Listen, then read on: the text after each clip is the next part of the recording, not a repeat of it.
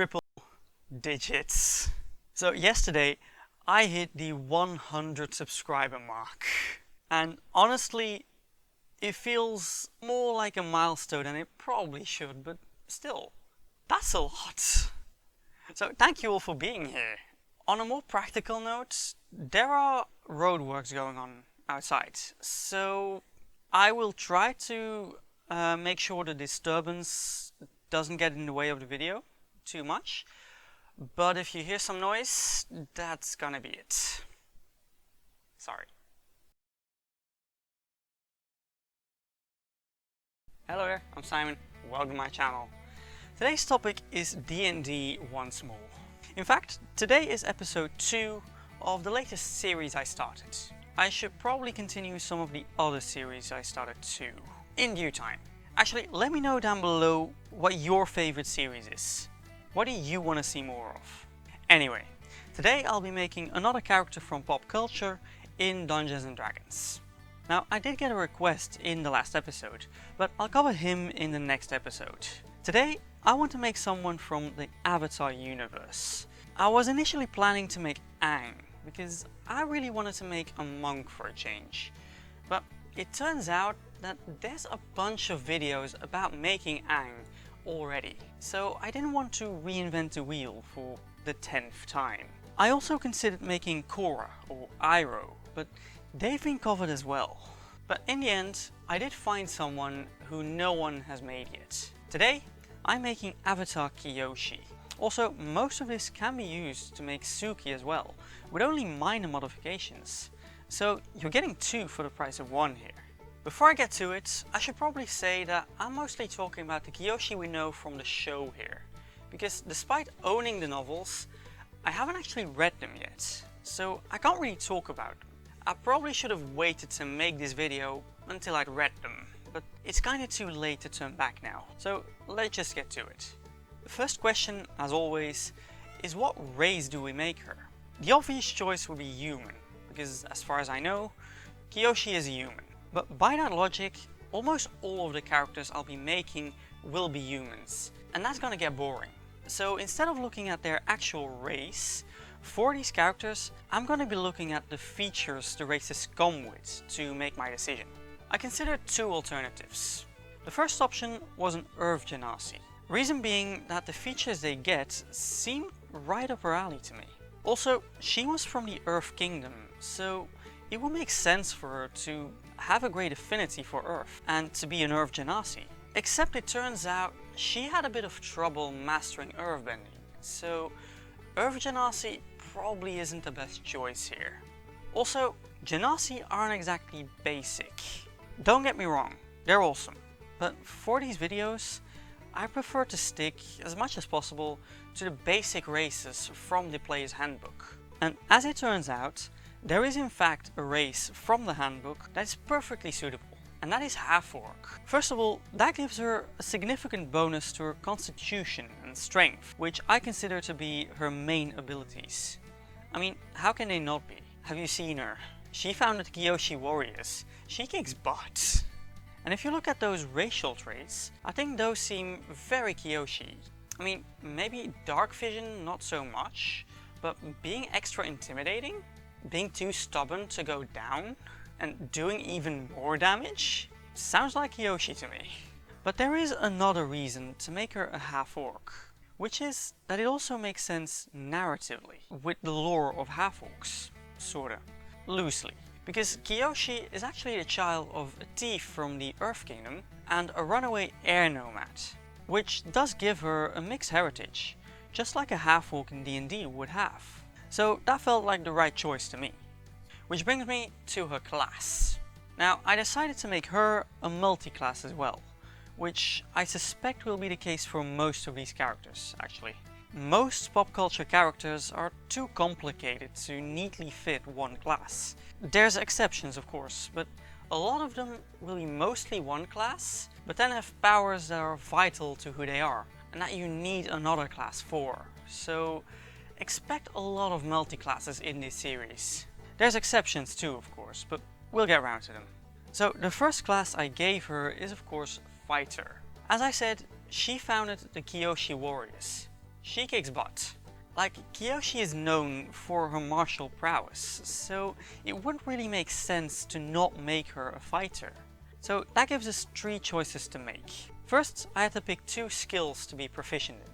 So I made those athletics and acrobatics, because those seemed the most like her. Then there's a fighting style. Now, there's a couple that would make sense for her, but I feel like there's really only one option here. Because Kyoshi's signature fighting style is with a pair of tessen, or battle fans. So I think it makes the most sense for Kyoshi to be specializing in 2-weapon fighting, which I actually find a problematic style, but that's another video entirely. Let me know down below if you want to see that. Anyway, for her archetype, I decided to go for champion, because, well, she's the Avatar. But Kyoshi isn't just a fighter, is she? She's also a bender. The bender, one might say. She's the Avatar. So to account for that, I decided to give her some levels of wizard as well. Now, you may be wondering, why wizard? Why not sorcerer or warlock? Because bending is to an extent genetic, so sorcerer would make a lot of sense. And the Avatar is the Avatar because of their fusion with Rava, so warlock is definitely not out of the question. But bending in general isn't really a warlock thing. I mean, Rava isn't giving them the ability to bend. She's just providing the energy to allow bending of all 4 elements. Does that make sense? I think so. And it's not like every bender has fused with a spirit. It's literally just the Avatar.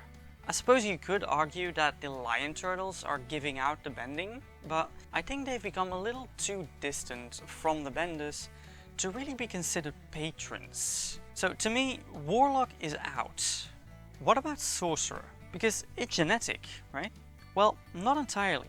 Hello Future Me made a great video about that, so go watch that if you want to know more. But basically, it's not quite that simple. So I don't think sorcerer is the best option here. Instead, I went with wizard. Reason being that even if you have the ability to bend, it still takes a lot of studying and practice to get good at it. During the show, Aang and Korra, but mainly Aang, spend most of their free time learning and practicing bending forms, trying to get it down. So to me, wizard seems like the perfect choice. I made her a student of the School of Evocation, because, well, that was kind of the only option I had. But even if it wasn't, I probably would have gone with that anyway, because Evocation is all about using magical elements to destroy stuff, which sounds about right for Kyoshi. So let's have a look at those spells then. I've got 3 cantrips that quite obviously mimic the bending of fire, earth and water, with Firebolt, Mold Earth and Shape Water. I don't really need to explain that, do I?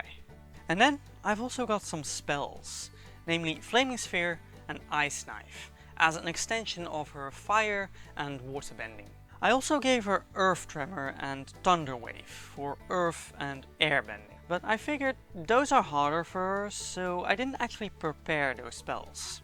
But they're in her spellbook if she wants to prepare them. Now you'll notice that I don't have a lot of air bending. I'll get to that.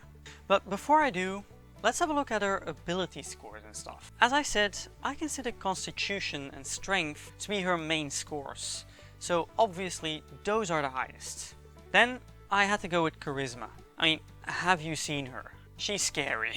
I mean, maybe the correct term should be intimidating rather than charismatic, but that's basically the same thing, right? Also, I'm not saying that Kyoshi is dumb, because I'm pretty sure she's not, but I kinda had to make intelligence her lowest by default. Sorry. Now, if you turn your attention to her description, you'll see that I didn't actually put a lot of details in there, because most of that is roleplay.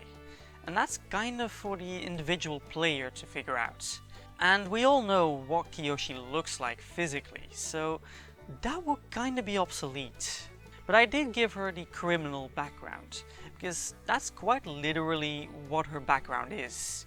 She was a child of criminals, and she was abandoned as a child, so I don't think there's a better option here. And her alignment seems to be chaotic good to me, because she wants to do good for people, but she also doesn't mind going against the rules and such, which is pretty much the definition of chaotic good. Which leaves her equipment. Now, Kyoshi canonically uses her fans to help her airbending, because otherwise it's really just that bad. So I think it makes an awful lot of sense to give her 2 wind fans to represent fans aiding in airbending, because that's literally what wind fans do. She's also wearing chainmail, which of course represents Kyoshi's armor, which is based on Japanese kusari gusoku, which is basically chainmail. Then you see 2 daggers. These are actually an attempt to mechanically represent her fans. Now I'm sure if you know more about Tessenjutsu than I do, which is frankly very little, I'm sure you could find or homebrew a better representation, but as far as I know, this should be accurate enough. I actually googled it, and there are supposed to be some Tessen or war fans available in D&D, but apparently I couldn't get them in D&D Beyond, so daggers will have to do. Then there's a disguise kit, which represents her makeup kit, though it can be used for other purposes as well, if necessary. There's also a bunch of healing potions, reason being that Kyoshi was also able to do waterbending healing. I don't know if this is true, but I like to think that she was forced to learn that instead of the martial style, until she pulled a katara and got to learn it anyway. So yeah, she can heal. And of course the robes are those robes she wears. And finally you see a short sword and a shield. And you might find that weird, because Kyoshi uses fans, doesn't she? Why does she have these? Well, if you remember the saddest episode ever, Appa's Lost Days, you may remember that the Kyoshi warriors were defending Appa against Ozai's angels, and to do so they use a sword and shield. So this is very much a thing for the Kyoshi warriors. So I'm just assuming it was also a thing for Kyoshi herself. Also, it adds some variety in her arsenal, makes things more interesting. Now, if you just take all of this as is, and just leave out the wizard levels and the wind fans, maybe make her a human, and perhaps change the background from criminal to folk hero, you've basically got Suki. Okay, maybe there's more modifications than I anticipated, but still, that's minor. So, there you go. 2 awesome characters for the price of 1. And that price is free. So, let's do the YouTube thing. In the beautiful end screen around me, you can see all the things you can do, so please do those things. In the description box below, you can find the character sheets for both of these characters. I'm hoping I made all the modifications in the conversion. So please let me know down below what you think of my interpretation, and let me know what you would do differently. Also, let me know what other characters you would like to see me make in D&D. And in the next episode, I'm doing Beckendorf. That's a promise. But I think the time has come to say goodbye. Thanks for watching.